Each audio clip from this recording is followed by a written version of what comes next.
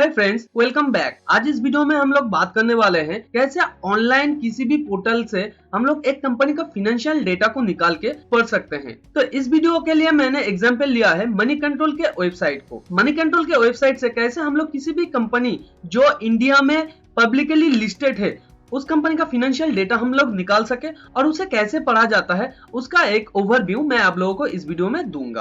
तो अगर आप लोग एनुअल रिपोर्ट से कैसे फाइनेंशियल डेटा को निकालते हैं और कैसे पढ़ते हैं वो आप लोग जानना चाहते हैं तो वो वीडियो मैंने ऑलरेडी बना के रखा है। आप ऊपर आई बटन नीचे डिस्क्रिप्शन पे उसका लिंक दिया हुआ है, आप जाके वो वीडियो देख सकते हैं। मगर ये वीडियो स्पेसिफिकली ऑनलाइन पोर्टल से कैसे हम लोग फाइनेंशियल डेटा को निकाल सकते हैं और कैसे उसे पढ़ सकते हैं उसके बारे में है। चलिए सीखते हैं एक साथ।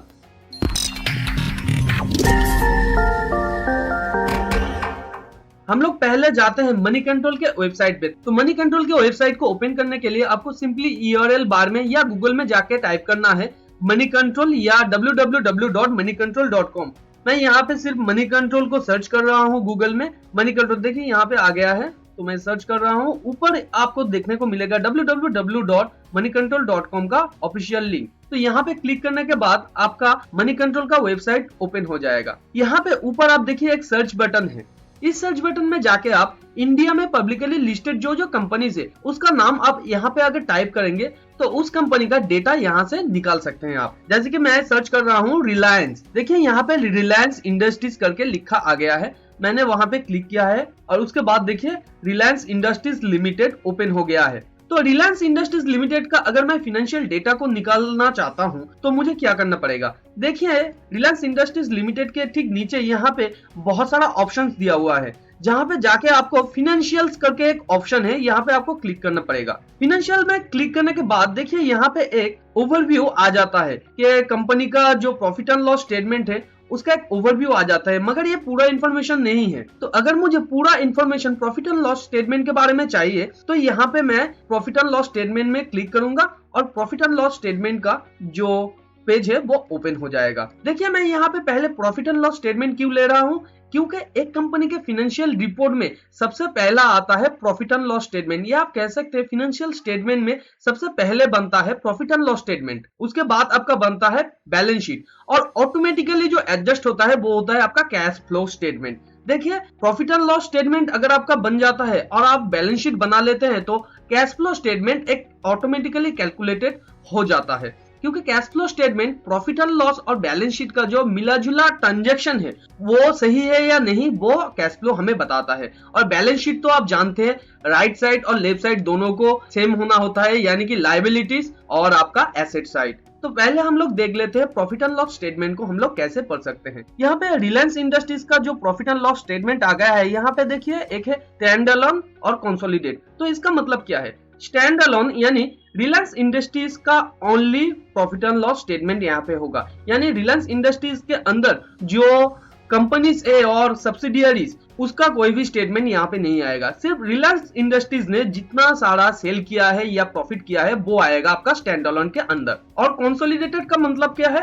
कंसोलिडेटेड का मतलब है रिलायंस इंडस्ट्रीज के अंदर जो सब्सिडियरी है या रिलायंस इंडस्ट्रीज ने अगर कोई भी कंपनी का माइनॉरिटी स्टेक खरीद के रखा है या मेजोरिटी स्टेक खरीद के रखा है और जो कंपनीज रिलायंस इंडस्ट्रीज के अंडर कंट्रोल में है वो सारे कंपनीज का जो डेटा है वो कंसोलिडेटेड के अंदर आ जाता है। तो यहाँ पे ऊपर आप देख सकते हैं 5 साल का जो डेटा यहाँ पे दिया हुआ है, मार्च 2016, मार्च 2017, 18, 19 एंड मार्च 2020 का। तो यहाँ पे ऊपर लिखा हुआ है profit and loss account of Reliance industries in rupees crore, यानी यहाँ पे जो अमाउंट सारा दिया हुआ है ये सारे करोड़ में है। तो पहले हम लोग देख लेते हैं यहाँ पे क्या आता है। ऊपर आता है इनकम। देखिए एक प्रॉफिट एंड लॉस स्टेटमेंट में 2 कॉलम होता है, एक होता है इनकम का, एक होता है एक्सपेंसेस का। जैसे आपका बैलेंस शीट में भी 2 कॉलम होता है, एक होता है एसेट का, एक होता है लायबिलिटीज का। देखिए प्रॉफिट एंड लॉस स्टेटमेंट का फंडा एकदम सिंपल है। आपने कुछ सर्विस दिया है या कुछ बेचा है, उसके अगेंस्ट में आपको पैसा मिला है, वहां से कुछ पैसा आपका खर्च हो गया है और कुछ पैसा आपके पास है जो के है आपका प्रॉफिट। पहले तो आ जाता है आपका इनकम, उसके बाद आ जाता है आपका एक्सपेंसेस। तो इनकम के अंदर क्या आता है, रेवेन्यू फ्रॉम ऑपरेशन ग्रॉस। तो रेवेन्यू फ्रॉम ऑपरेशन यानी कंपनी जो बिजनेस करता है वो प्रोडक्ट और सर्विसेज के बदले में जो पैसा कंपनी को मिला है, यानी प्रोडक्ट और सर्विसेज जो कंपनी सेल करता है उसके बदले में जो पैसा मिला है वो होता है ग्रॉस रेवेन्यू। जो कि यहाँ पे है 659,205 यानी 6,59,205 करोड़। उसके बाद आ जाता है आपका less exercise service tax others levies, जो आपका COGS यानी कॉस्ट ऑफ गुड्स सोल्ड भी कहा जाता है। यानी कि ये सारे गुड्स को सोल्ड करने के लिए, यानी कंपनी जो प्रोडक्ट और सर्विसेज बना रहा है उसको सेल करने के लिए जो जो टैक्स वगैरह या जो जो एक्सपेंसेस लगता है कंपनी को, वो यहाँ से माइनस हो जाता है। तो यहाँ पे अगर आप ग्रॉस रेवेन्यू से ये अमाउंट लेस कर देंगे तो आपका आ जाता है नेट रेवेन्यू, जो है 5,93,6,743 करोड़ के आसपास। टोटल ऑपरेटिंग रेवेन्यू आपका हो जाता है वही जो नेट रेवेन्यू आया है। उसके बाद आपका आ जाता है अदर इनकम। तो अदर इनकम क्या होता है? अदर इनकम वो होता है जो कंपनी के कोर ऑपरेशन से जुड़ा हुआ नहीं होता है। जैसे कि कंपनी जो प्रोडक्ट और सर्विसेज बना रहा है, वो प्रोडक्ट और सर्विसेज के सेल के ऊपर से ये पैसा नहीं आया है। देखिए, कंपनी में अगर कोई भी एसेट बहुत लॉन्ग टर्म के लिए पड़ा हुआ होता है और वो कंपनी के काम में नहीं आ रहा है, अगर कंपनी उस एसेट को सेल कर देता है तो उससे जो पैसा आया है वो अदर इनकम में चला जाएगा।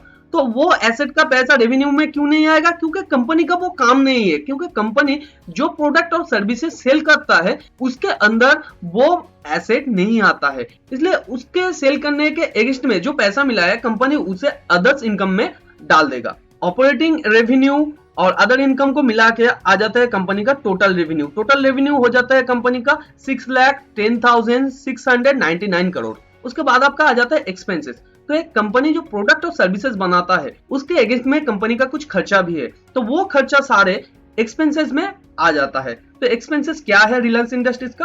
Cost of materials consume.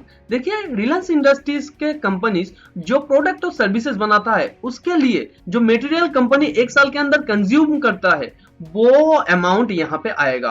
For example, अगर कंपनी एक लैंप बनाता है तो उसके लिए जो मटेरियल्स चाहिए यानी वायर और जो शीशा वगैरह चाहिए, तो वो हो जाता है कंपनी का रॉ मटेरियल्स। तो वो रॉ मटेरियल्स कंपनी ने जो जो कंज्यूम किया है या परचेस किया है वो इसके अंदर चला जाएगा। उसके बाद आता है आपका ऑपरेटिंग एंड डायरेक्ट एक्सपेंसेस।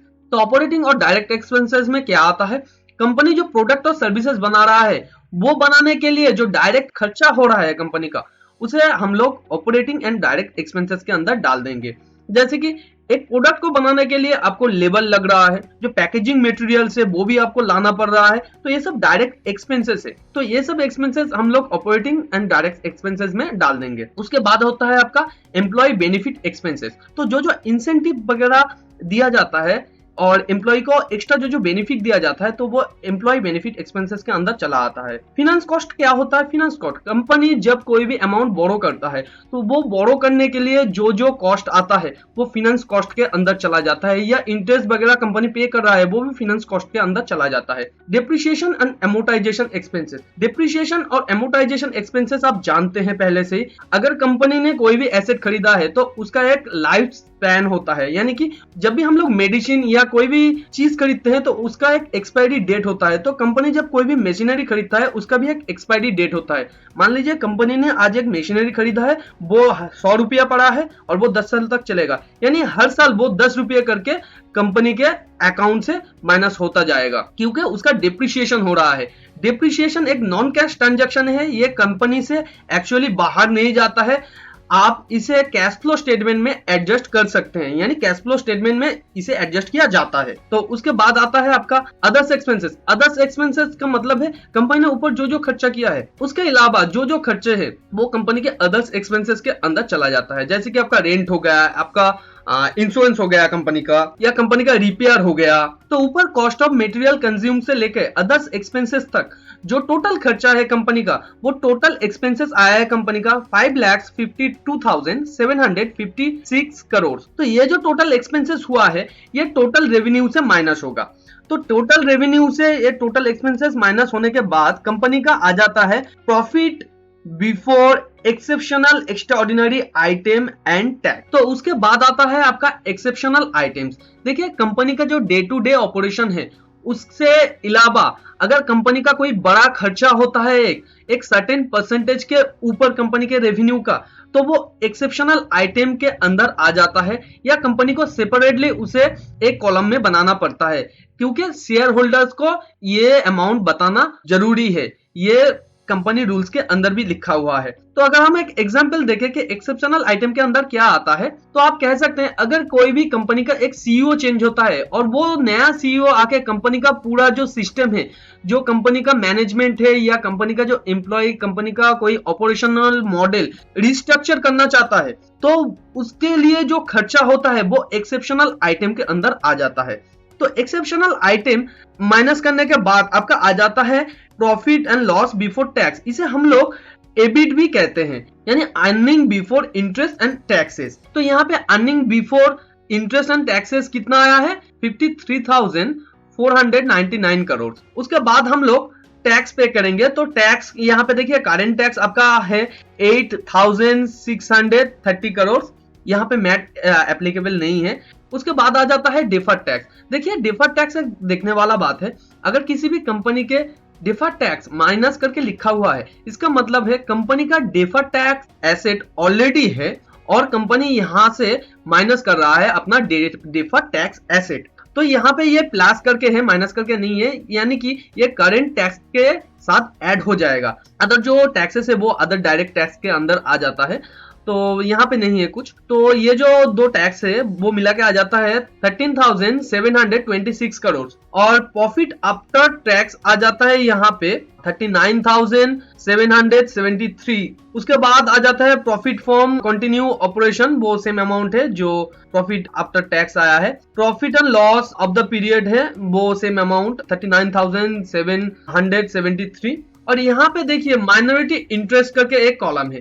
तो माइनॉरिटी इंटरेस्ट देखने वाला बात है कि माइनॉरिटी इंटरेस्ट क्या होता है। देखिए अगर रिलायंस इंडस्ट्रीज किसी और कंपनी का एक माइनॉरिटी स्टेक, यानी जो 50% से नीचे होता है, वो स्टेक अगर खरीद के रखता है तो उसे एक माइनॉरिटी स्टेक कहा जाता है। सिमिलरली अगर रिलायंस इंडस्ट्रीज के अंडर जो सब्सिडियरीज कंपनीज है, उस सब्सिडियरीज कंपनीज में अगर 50% से नीचे किसी भी कंपनी का कोई भी स्टेक कोई भी इन्वेस्टर या इंस्टीट्यूशनल इन्वेस्टर खरीद के रखता है, तो एक माइनॉरिटी इंटरेस्ट उसे देना पड़ता। तो यहाँ पे देखिए माइनॉरिटी इंटरेस्ट माइनस में दिया हुआ है 526 रुपीज, यानी कंपनी से 526 रुपीज माइनॉरिटी इंटरेस्ट के थ्रू दिया गया है।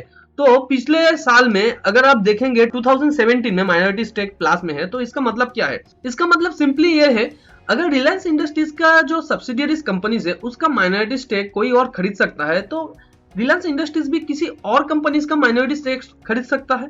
तो इस साल में ये क्या हुआ था, कंपनीज को ज्यादा पेमेंट मिला था जितना कंपनी से बाहर गया है। तो कंपनी से ज्यादा पैसा ना जाने की वजह से, कंपनी को ज्यादा पैसा मिलने की वजह से यहाँ पे प्लस में है। तो देखिए ये सब माइनस प्लस करने के बाद आपका आ जाता है consolidated profit and loss after MI and associates 39,354 crore. उसके नीचे आपका आ जाता है आपका बेसिक ईपीएस जो है 63 रुपीज और डाइल्यूटेड ईपीएस। अगर आप बेसिक ईपीएस और डाइल्यूटेड ईपीएस के बारे में नहीं जानते हैं तो बेसिक ईपीएस और डाइल्यूटेड ईपीएस का जो वीडियो लिंक है वो मैं डिस्क्रिप्शन और ऊपर आई बटन पे आपको दे रहा हूं, आप जाके देख सकते हैं। इक्विटी से डिविडेंड ये होता है, अगर हमने किसी भी कंपनी का एक स्टेक खरीदा है यानी कि एक शेयर खरीदा है, तो कंपनी ईयरली जो डिविडेंड हम लोगों को पे करता है वो डिविडेंड यहाँ पे कैलकुलेट हो रहा है। यानी कंपनी ने इस साल 3,852 करोड़ का डिविडेंड पे किया है और डिविडेंड पे करने के वजह से कंपनी को टैक्स भी पे करना पड़ता है डिविडेंड के ऊपर। तो वो 732 करोड़ का टैक्स कंपनी को पे करना पड़ा है डिविडेंड पे करने की वजह से। तो अगर आपको यहाँ पे कोई भी फाइनेंशियल टर्म बहुत ज्यादा कॉम्प्लिकेटेड लगा हो तो आप नीचे कमेंट में मुझे लिख सकते हैं, मैं और भी आसानी से आपको बता दूंगा सेपरेट वीडियो में। और अगर आप एक्सेप्शनल आइटम क्या होता है, अदर्स एक्सपेंसेस क्या होता है, डिप्रिसिएशन और एमोटाइजेशन एक्सपेंसेस क्या होता है, ये सब नहीं जानते हैं तो ऊपर आई बटन पे और नीचे डिस्क्रिप्शन पे मैं लिंक दे रहा हूं, अब वहां से जाके ये सारे वीडियोस का जो डिस्क्रिप्शन है और डीपली समझाया गया है उस सारे वीडियोस में, अब वो वीडियो देख सकते हैं और अदर्स इनकम भी उसमें इंक्लूड है। तो अगर ये वीडियो आप लोगों को नॉलेजेबल लगा हो तो वीडियो को लाइक कीजिए, ऐसे ही नॉलेजेबल वीडियो को अपने फ्रेंड्स एंड फैमिली के साथ शेयर कीजिए जो फाइनेंस और स्टॉक मार्केट में इंटरेस्ट रखते हैं। अगर चैनल को अभी तक सब्सक्राइब नहीं किया है तो चैनल को सब्सक्राइब कर दीजिए और बाजू में जो बेल आइकन है उसे भी हिट कर दीजिए ताकि नए वीडियो का नोटिफिकेशन आप लोगों को तुरंत मिल सके। मिलते हैं अगले वीडियो पर, तब तक के लिए खुश रहिए। Thanks for watching and happy investing.